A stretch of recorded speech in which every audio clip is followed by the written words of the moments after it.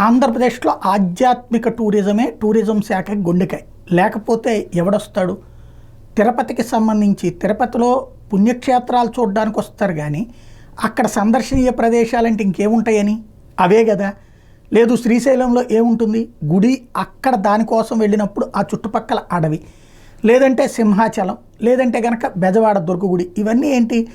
Tourism అనేది success కావాలంటే ఆ గుడితో ఆ టూరిజం శాఖకి లింక్ ఉండాలి. తిరుమల తిరుపతి దేవస్థానం సంబంధించి మొన్న మధ్య నేను అప్పుడే చెప్పా, ఇది దెబ్బతింటారు. దీంట్లో తిరుమల తిరుపతి దేవస్థానం టిక్కెట్లు టీటీడీకి సంబంధించినటువంటి అదే దాన్ని ఏమంటారు, మన శీఘ్ర దర్శనం టిక్కెట్లు టూరిజం డిపార్ట్మెంట్కి ఇచ్చేవాళ్ళు.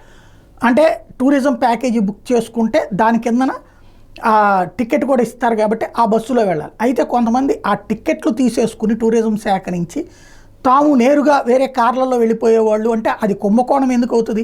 టూరిజం డబ్బులు టూరిజం శాఖకు వస్తాయి కదా. ఫర్ ఎగ్జాంపుల్ ఒక టికెట్ 2,000 రూపాయలు అనుకుంటే 2,000 రూపాయలు టూరిజం డిపార్ట్మెంట్కి వచ్చేస్తుంది కదా, బస్సు వెళ్ళకపోతే ఆ డబ్బులు మిగులుతాయి.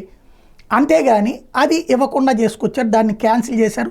పత్రికల్లో వార్తల ఓవర్ యాక్షన్, లేకపోతే ప్రతి దాంట్లో దాన్ని ఏమంటారు మైక్రోస్కోప్ పెట్టి వెతికి దాన్ని ఏదో కుంభకోణాల వైవని చూపించే ప్రయత్నం చేశాడు. టూరిజం శాఖకి ఉనికి కోల్పోయినటువంటి పరిస్థితి అయిపోయింది. దాంతో టూరిజం శాఖ కార్పొరేషన్ చైర్మన్ నూకల బాలాజీ టీటీడీ చైర్మన్ గారికి లేఖ రాశారు. అయ్యా మాకు టూరిజం టిక్కెట్లు కేటాయించండి, ఆ టిక్కెట్ల కోట రద్దు చేయడం వల్ల నష్టపోతున్నాం అన్నటువంటిది. అట్లాగే రెండు పక్కన ఉన్నటువంటి రాష్ట్రాల టూరిజం వాళ్ళు కూడా అదే గొల్లుమంటున్నారు.